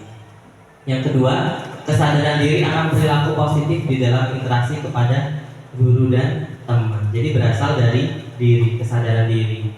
Yang ketiga, keyakinan kelas dibuat oleh anak dan akan menjadi tanggung jawab anak untuk melaksanakannya. Iya Bu, silakan. Jadi karena dibuat oleh anak, maka anak bertanggung jawab melaksanakannya. Langkah-langkahnya Bapak Ibu. Yang pertama, siswa menulis keyakinan yang mereka inginkan. Yang kedua, guru dan siswa mengulas keyakinan yang telah tertulis. Yang ketiga, guru dan siswa memilah keyakinan kelas yang penting. Jadi tidak semua ditulis, benar. Nanti ada 30 anak, 30 keyakinan yang berbeda, semua ditulis. Lalu waktu pelaksanaannya bingung, lupa karena terlalu banyak. 5. Mengecek dan menyepakati keyakinan kelas. Jadi dari 30 anak itu kita cek dulu, mungkin ada yang sama maksud dan tujuannya atau ada kata-kata yang negatif. Jadi dalam keyakinan kelas tidak boleh ada kata negatif Bapak Ibu. Seperti jangan, tidak, itu tidak boleh. Tidak boleh. Maksudnya jangan. Gimana? Itu tidak digunakan ya. Selanjutnya, nah, mari mencoba membuat keyakinan kelas. Jadi Bapak Ibu kan nanti kan buat keyakinan kelas di sekolah harapannya ya, di kelas ya. untuk kelasnya masing-masing. Nah, sebelum terjun ke kelas peserta didik dipraktekkan, kita mau coba buat. Biasanya pakai kayak gini, stick. Saya bagi, nanti Bapak Ibu silakan menulis, kemudian ditempel di sana. Nanti kita coba analisis bersama-sama ya.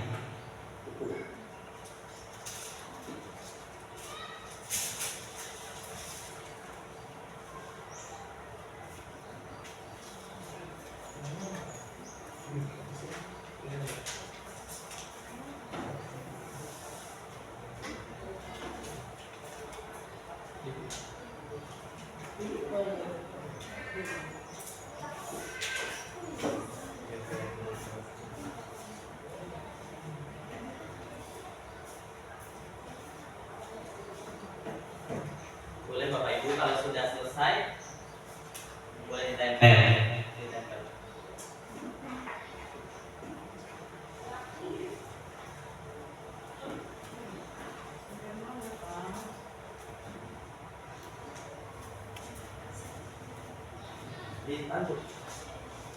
Di tempat yang hitam itu Bu.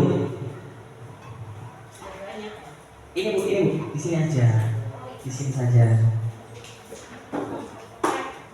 Ya.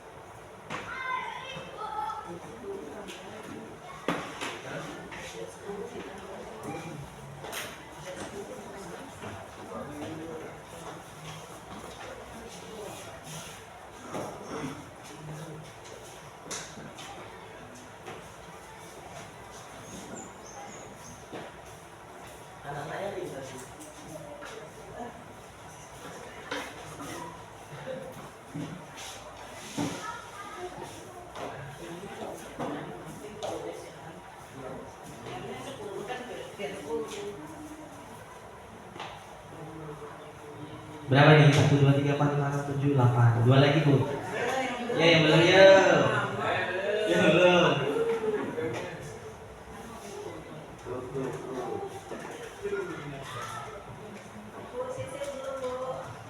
Yang mana? Bu Yustin belum. Bu Sisin makan. Itulah. Apakah sesuai dengan keyakinan kelas kita? Nanti bisa saudara. Bu, anaknya ini teman ini makan. Apakah sesuai dengan keyakinan kelas kita? Ya. 1, 2, 3, 4, 5, 6, 7, 8, 9, 10. Kita coba analisis ya Bapak Ibu ya. Nanti kan anak-anak banyak kan di kelas kan 30-an mungkin. Kita lihat datang tepat waktu. Ada negatifnya tidak? Tidak ada. Mendengarkan guru saat pelajaran. Ya. Menghargai teman dan guru. Ya. Saling menghargai saat ada yang berbicara. Ya, positif ya. Tetapi ternyata ada menghargainya 2. Nah, berarti bisa jadi 1. Memperhatikan guru sepertinya sama seperti mendengarkan ya. Berarti bisa jadi 1. Lepas. Kemudian mendengarkan pelajaran, oh ternyata juga sama. Kemudian menghormati teman dan guru, disiplin dalam belajar, mengerjakan tugas. Oke lah ya. Atau jadi 1 ini. Menghormati aja ya. Datang tepat waktu juga sudah. Menghargai pendapat teman, sepertinya menghargai orang lain ya. Kemudian rajin belajar, menghormati guru. Iya. Nah, seperti itu Bapak Ibu.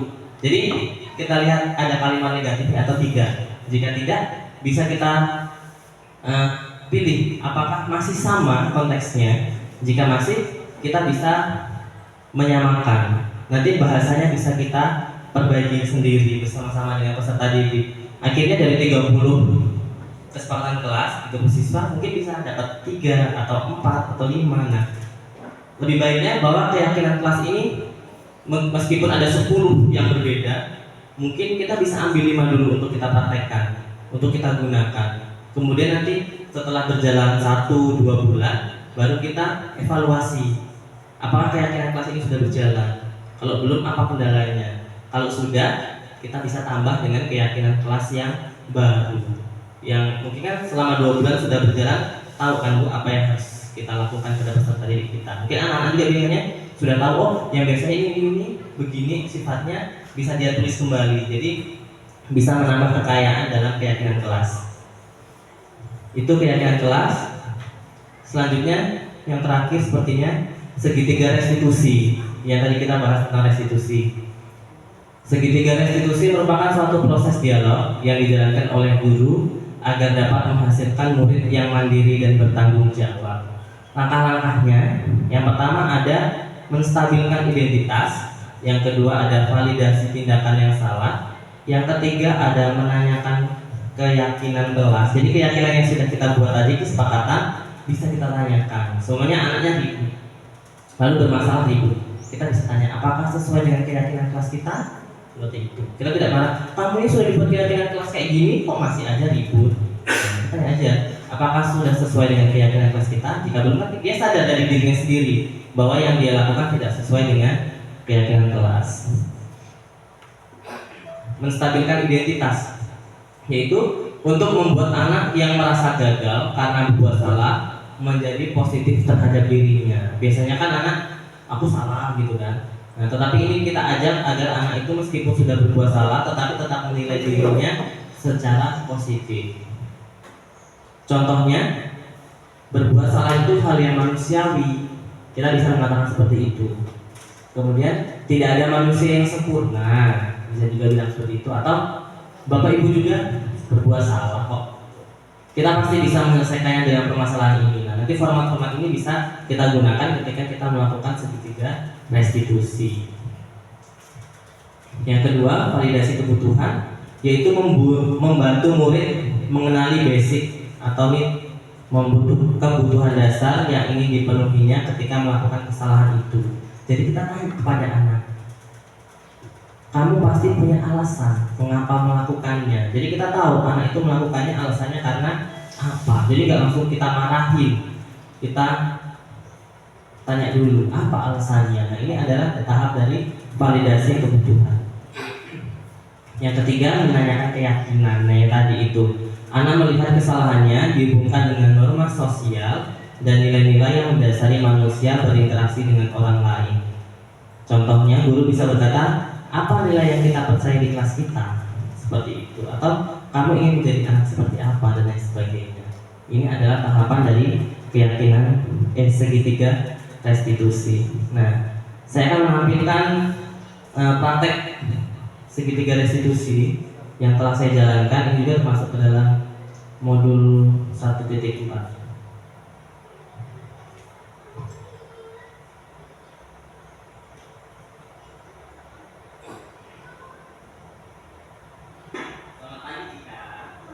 Nah, ini tahap menstabilkan identitas Bapak Ibu.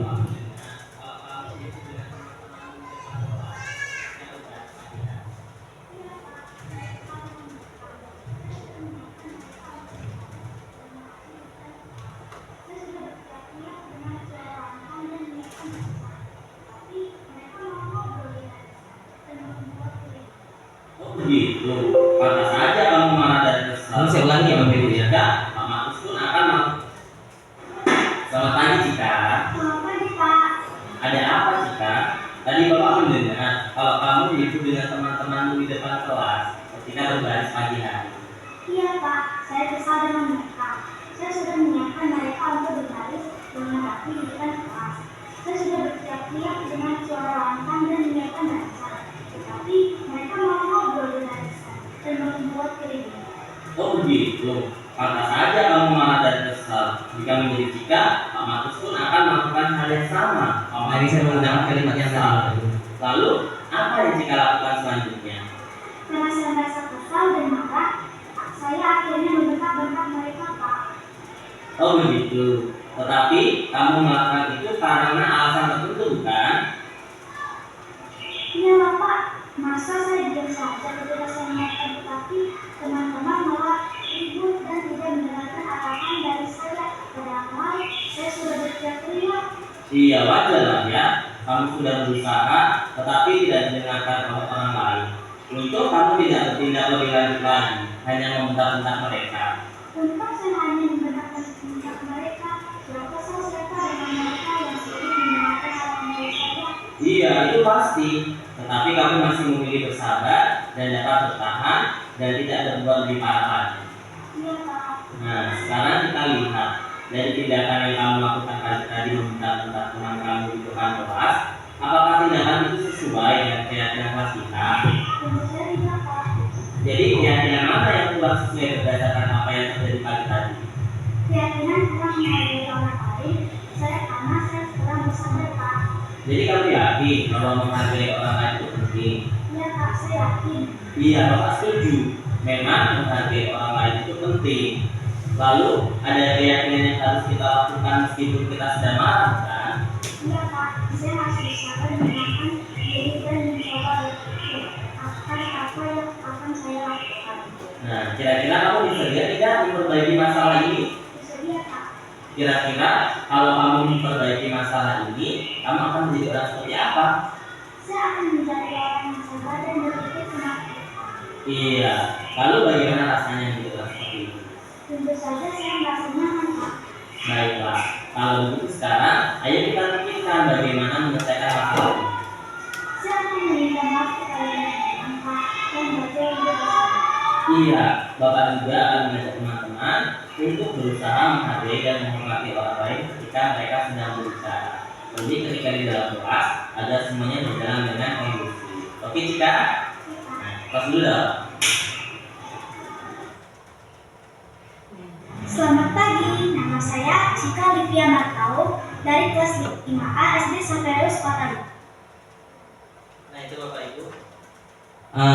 Contoh restitusi yang sudah saya lakukan. Mungkin ketika praktek seperti ini lebih mudah, tapi ketika nanti terjadi nyatanya mungkin sedikit lebih susah untuk mengarahkan anak pada hal yang benar atau menyadari keyakinan kelas apa yang mereka lakukan. Tetapi alangkah lebih baiknya jika ketika menyelesaikan suatu masalah kepada peserta didik, segitiga restitusi ini yang kita gunakan. Nah, demikian hal yang dapat saya sampaikan. Jika ada salah kata dan kekurangan, saya minta maaf. Saya kembalikan ke MC.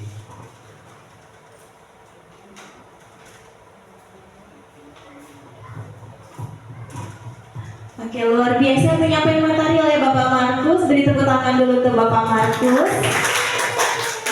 Wah, semoga sekolah kita segera menerapkan budaya positif ya Bapak Ibu ya.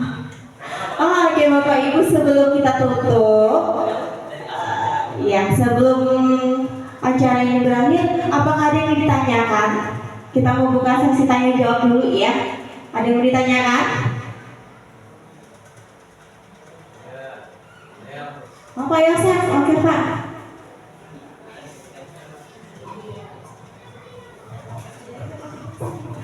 Oke, baik, terima kasih. Yang mau saya tanyakan, dengan karakter anak di era modern ini yang sudah banyak sumber-sumber informasi, contoh dari media sosial yang menimbulkan keyakinan yang akhirnya menumbuhkan mindset, Pak. Menumbuhkan mindset atau pola pikir dan pengetahuan yang sudah terbangun pada diri anak itu sendiri. Itu bagaimana cara konsep dari budaya positif ini bisa dapat berjalan dengan baik. Terima kasih. Langsung jawab ya. Ya. Bagaimana mindset yang tercipta sekarang bisa kita jalankan dengan budaya positif? Yang pertama, kita bisa menggunakan keyakinan kelas Bapak Ibu. Anak-anak punya pemikiran sendiri seperti tadi dalam membuat keyakinan kelas. Ada yang oke mungkin, ada yang tidak, ada yang sama, ada yang beda. Nah, dari situlah kita bisa menyamakan persepsi dengan keyakinan mereka. Kalau mereka meyakini suatu hal itu benar, maka mereka akan melakukan begitu. Tetapi ketika yang mereka yakini itu tidak salah, apakah kita membiarkan? Tentu saja tidak. Ketika mereka meyakini yang kita lakukan itu, yang mereka lakukan itu tidak benar, kita bisa mengambil posisi kita sebagai seorang manajer, iya kan? Lalu ketika mendampingi mereka sebagai manajer, kita bisa menggunakan segitiga restitusi tadi.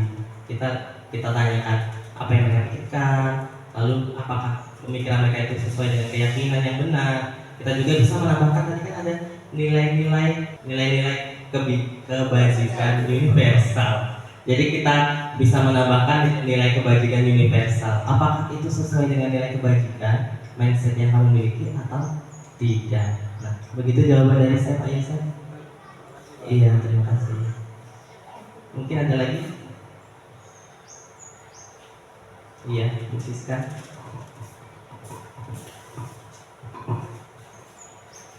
Terima kasih atas waktu yang diberikan kepada saya.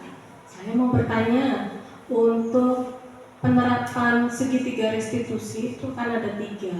Apakah harus dijalankan semua atau tidak? Itu saja. Terima kasih. Iya, terima kasih Bu Siska. Tentang segitiga restitusi, apakah harus dijalankan semua atau tidak? Mungkin kita pernah melakukannya dan kita mungkin tidak melakukan 3 tahap tersebut. Itu bisa menyelesaikan permasalahan. Tetapi alangkah lebih baiknya jika kita melaksanakan segitiga restitusi itu dengan 3 langkah yang sudah ada. Karena apa? Karena setiap langkah itu memiliki tujuannya masing-masing. Contohnya ya, menstabilkan identitas itu membantu anak untuk tidak merasa gagal. Jadi anak bisa terbangun nilai positif dalam dirinya meskipun dia sudah melakukan kesalahan. Kemudian yang kedua, menanyakan keyakinan. Nah, ini kan kita membantu anak untuk kembali kepada norma sosial atau nilai kebajikan universal. Selanjutnya baru keyakinan tadi ya, menanyakan nilai-nilai atau keyakinan kelas apakah sudah sesuai. Seperti itu Bu Siska. Mungkin jika tidak melaksanakan 3-nya bisa selesai, tapi alangkah lebih baiknya jika 3 tahap itu kita lakukan. Sudah ya, terima kasih Bu Siska. Ada lagi? Sudah cukup? Kalau cukup saya kembalikan lagi ke MC. Oke, sekali lagi beri tepuk tangan untuk Pak Markus ya, luar biasa penyampaian materinya. Sampailah kita di penghujung acara, Bapak Ibu. Saya Yedina Trirahayu, mohon maaf dan undur diri apabila saya ada salah kata dalam pengucapan ataupun tingkah laku selama acara ini berlangsung. Saya akhiri, selamat siang dan hati-hati di jalan Bapak Ibu. Sampai jumpa.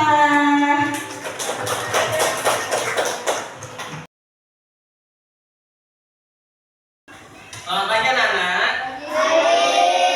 Apa kabarnya? Kayak biasa dong, kalau Bapak tanya apa kabar, semangat berkobar. Kita lagi. Selamat pagi anak-anak.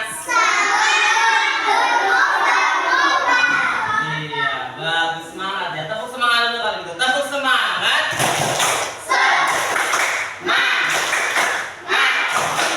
Semangat. Owe, owe. Owe, owe.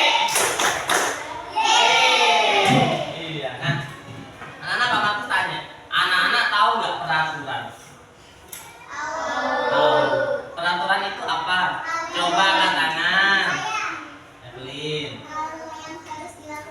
Hal yang harus dilakukan. Adril, kalau di sekolah ada peraturan tidak? Ada.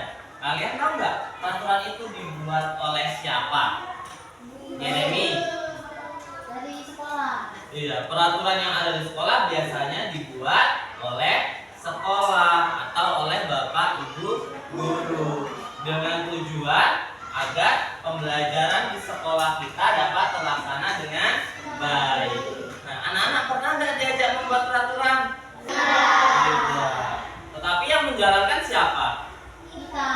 Iya, kita diajak untuk menjalankan peraturan sekolah meskipun kita tidak diajak untuk membuat peraturan tersebut. Nah, hari ini Pak Markus mau mengajak anak-anak untuk menerapkan yang namanya budaya positif. Budaya positifnya apa? Budayanya adalah keyakinan kelas atau biasa juga disebut dengan kesepakatan kelas. Nah, ada yang tahu nggak kesepakatan kelas atau keyakinan kelas? Nggak ada yang tahu? Kalau nggak tahu, nah sekarang coba dibaca. Nah ini dia. Ya, Pak Markus minta satu anak baca. Gisel Selvianka. Disiplin positif merupakan salah satu cara menerapkan disiplin yang bertujuan untuk menimbulkan kesadaran serta memberdayakan untuk melakukan suatu perbuatan misalkan waktu. Iya, jadi Pak Markus tadi bilang kita hari ini mau mempraktekkan tentang budaya positif. Budaya positif tuh kayak gini. Anak-anak diajak serta memberdayakan anak-anak. Jadi peraturannya dibuat oleh anak-anak dan juga bersama dengan guru untuk melakukan sesuatu tanpa sogokan atau ancaman ataupun hukuman. Contohnya, kalau peraturan itu kan kalau berangkat sekolah terlambat, datang ke sekolah terlambat, maka kamu harus keliling lapangan selama 5 kali putaran. Nah, itu namanya hukuman yang disebabkan karena suatu peraturan. Tetapi keyakinan kelas berbeda. Keyakinan kelas tidak seperti hukuman. Kita lanjut ya. Nah, ini dia keyakinan kelas. Minta tolong yang laki-laki. Oh, Yeri. Keyakinan kelas adalah kesepakatan kelas yang berisi aturan untuk membantu guru dan murid bekerja sama, membentuk kegiatan belajar mengajar yang efektif. Iya, jadi hari ini kita mau membuat suatu keyakinan kelas. Tujuan keyakinan kelas dibentuk untuk apa? Untuk membantu guru dan murid agar bekerja sama, membentuk kegiatan belajar mengajar yang efektif. Jadi enggak Pak Markus bilang kamu harus duduk di situ di bangku selama pembelajaran. Enggak, tetapi anak-anak boleh mengusulkan, Pak, gimana kalau setiap pembelajaran kita bertukar posisi atau kita membuat lingkaran agar bisa berdiskusi. Tetapi peraturan yang dibuat oleh anak-anak atau keyakinan kelas ini bukan peraturan yang bebas, karena ada tujuannya. Tujuannya apa? Membantu kegiatan belajar menjadi efektif. Jelas? Iya. Selanjutnya, nah ini dia keyakinan kelas. Keyakinan kelas diterapkan sebagai salah satu cara dalam membangun budaya. Jadi peraturannya apa sih? Keyakinan kelas kita apa tadi? Keyakinan kelas yang kita buat itu untuk menciptakan budaya positif di kelas kita. Contohnya, ketika akan berbicara mengangkat tangan dulu, seperti itu. Atau budaya kelas kita berbicara setelah orang lain selesai berbicara. Atau dengan kata lain, jangan berbicara dulu ketika ada guru yang menjelaskan atau teman sedang berdiskusi lagi ngomong dipotong-potong. Nah, itu dia tujuan dari keyakinan kelas. Yang kedua, guru sebagai fasilitator. Tahu fasilitator? Fasilitator itu pembimbing, membantu anak-anak, memfasilitasi, memberi anak-anak ruang untuk belajar. Contohnya, Pak, bosan lo duduk menghadap ke depan. Nah, nanti di keyakinan kelas kita bisa buat duduknya membentuk kelompok 1 minggu sekali, kayak gitu bisa. Atau membuat segitiga seminggu sekali, bisa kita buat seperti itu. Nanti bilang ke Pak Markus yang mengajak anak-anak untuk melakukan apa yang sudah kita sepakati. Jelas? Yang ketiga, siswa-siswi benar-benar bisa meyakini nilai dan karakter baik dalam dirinya untuk diri mereka sendiri. Jadi kita akan menunjukkan karakter baik. Nah, berdasarkan keyakinan anak-anak, coba seperti ini contohnya. Nah, ketika guru berbicara, peserta didik bermain sendiri, apakah itu hal yang baik? Tidak. Berarti dalam diri kalian yakin kan? Oh, itu jelek. Lalu baiknya seperti apa? Mendengarkan guru berbicara. Nah, apakah Pak Markus memaksa kamu harus mendengarkan guru ketika guru berbicara? Itu namanya peraturan. Tetapi kalau dalam diri anak-anak sendiri meyakini, oh, aku yakin kalau guru berbicara itu harus didengarkan. Nah, tanpa Pak Markus memaksa, kalau kalian sudah yakin dari diri kalian sendiri, maka kalian bisa melakukannya. Itu dia yang disebut dengan keyakinan kelas.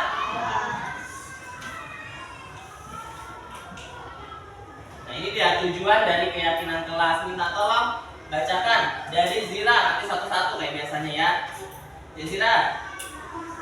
Ya. Tujuan keyakinan kelas menciptakan pembelajaran yang berpusat kepada siswa. Ya, 2.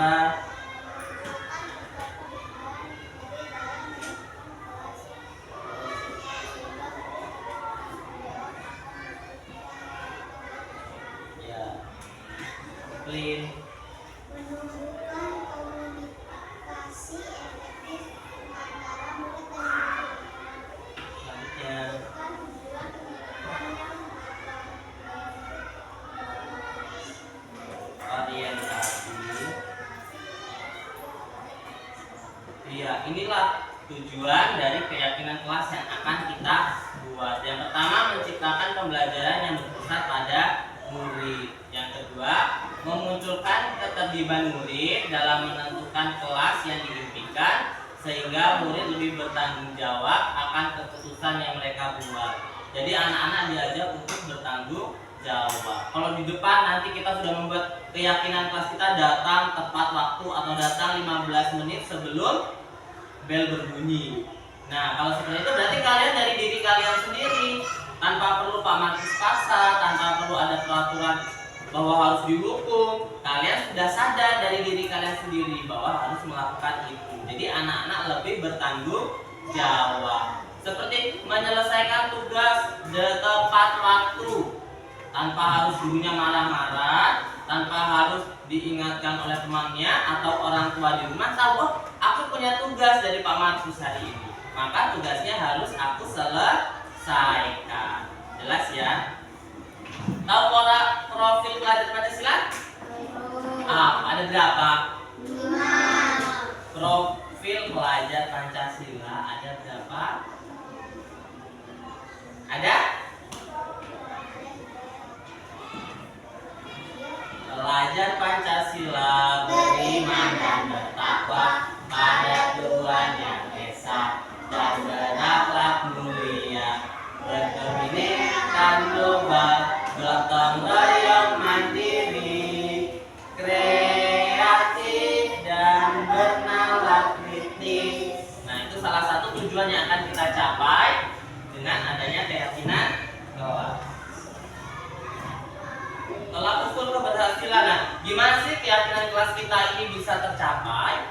Kalau kita mendapat dukungan dan motivasi dari kepala sekolah dan juga guru. Yang kedua, kesadaran dari anak-anak sendiri, juga dari interaksi antara kita sebagai guru dan juga murid. Keyakinan dibuat oleh anak-anak dan menjadi tanggung jawab untuk melaksanakannya. Jadi kalian yang membuat keyakinannya, kalian yang harus bertanggung jawab untuk melaksanakan. Langkah-langkahnya, siswa menulis keyakinan yang mereka inginkan. Nanti Pak Markus bagi stiker ya. Kemudian kita setelah selesai kalian tulis, nanti Pak Markus minta tempel di sini. Oke, setelah itu nanti baru kita pilih keyakinan kelas mana yang mau kita gunakan.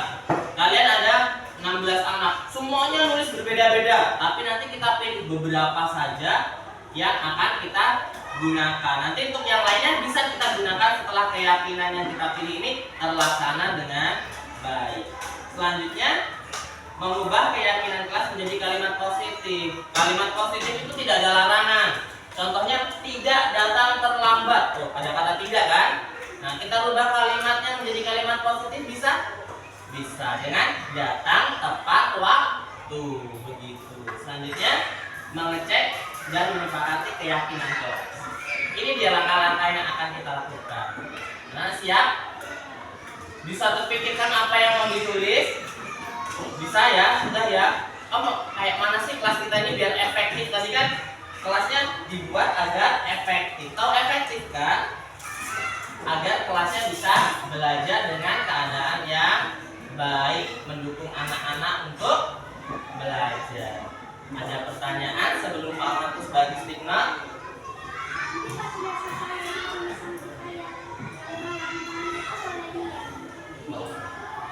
Bukan tulis langkah-langkahnya, tulis ya keinginannya. Sebenarnya datang tepat waktu untuk peraturan atau keyakinan kelas kita ini agar menjadi lebih baik. Oke. Jelas? Ayah clear? Satu saja, satu soal. Ada lagi? Jelas? Oke. Masuk lagi ya.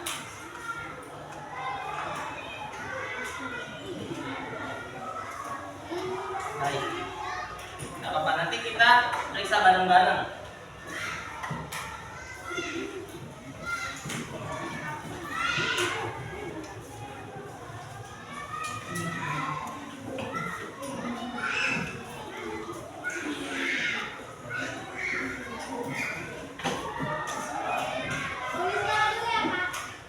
Ya boleh.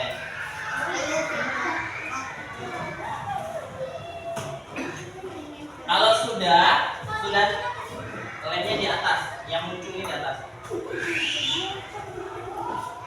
Kalau sudah selesai menuliskan, anak-anak boleh langsung tempel. Tempelnya di sini.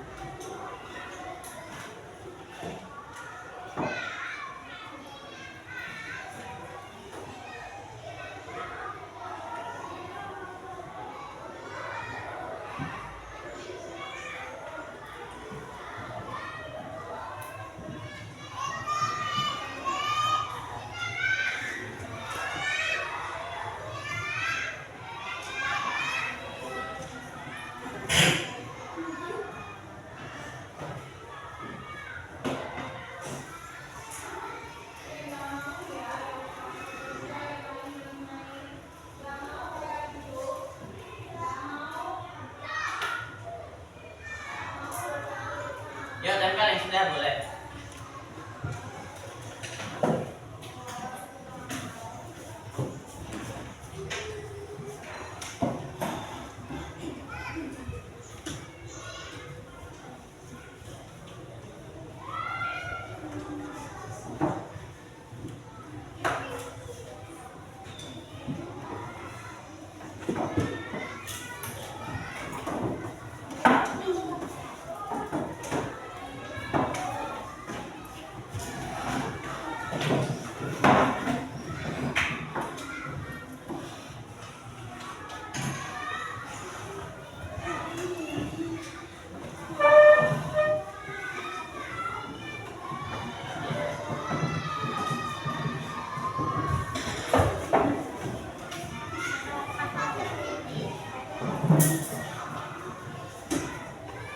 Tinggi banget.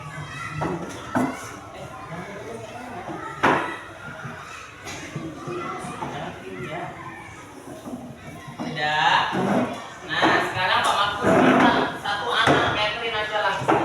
Catherine di sini aja. Catherine baca satu-satu punya temennya ya. Gak usah. Apa itu? Tidak datang terlambat, kalimat positif atau belum? Belum. Harusnya apa kalimatnya? Iya benar, datang tepat waktu. Yang kedua, tidak bermain saat guru menjelaskan. Sudah positif atau belum? Belum, masih ada kata tidaknya ya. Berarti kita ubah jadi kalimatnya positif apa? Iya, mendengarkan penjelasan dari mendengarkan saat guru menjelaskan. Pinter lagi. Melaksanakan tiket kelas sesuai jadwal. Ya.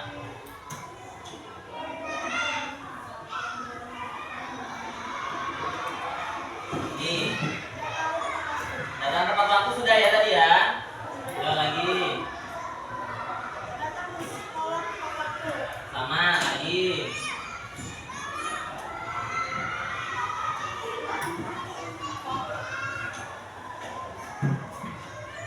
Berrumah. Bisa apa tulisnya bisa lah. Berteman dengan siapa saja. Berteman dengan siapa saja.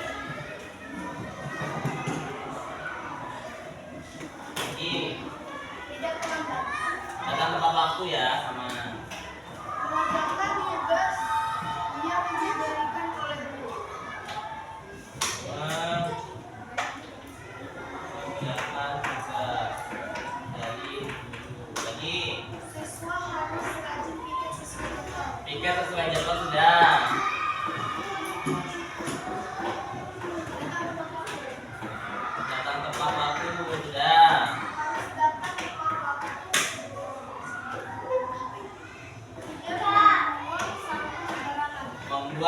Tidak membuang sampah sembarangan, positif atau negatif?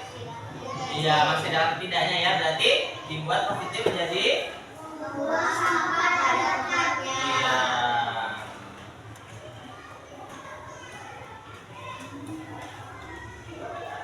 Coba lagi. Sudah ya, mendengarkan dulu lagi. Mendengarkan guru saat berbicara. Ya, ya. Memakai seragam sesuai jadwal. Memakai seragam. Menghormati bapak ibu.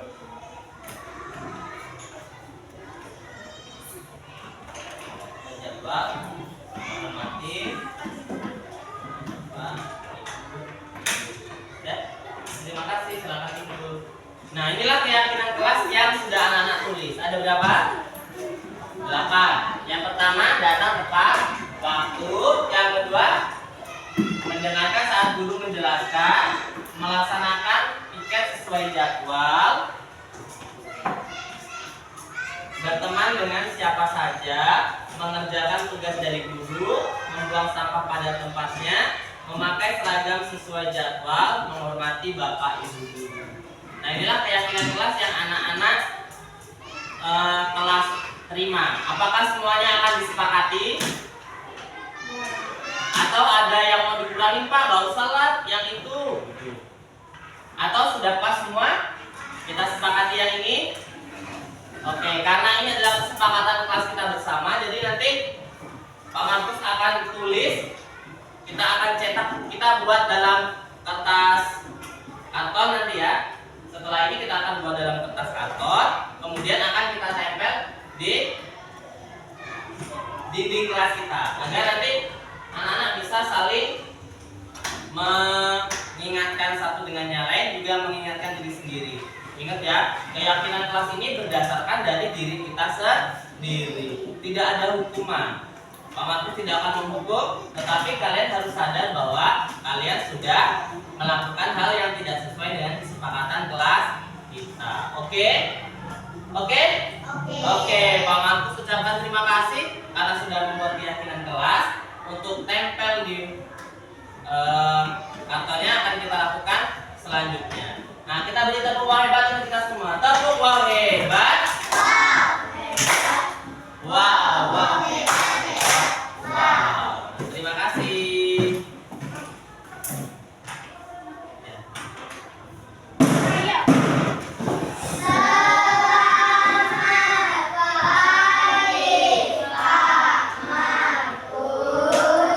Selamat pagi, boleh istirahat karena sudah jam istirahat. Silakan keluar istirahat.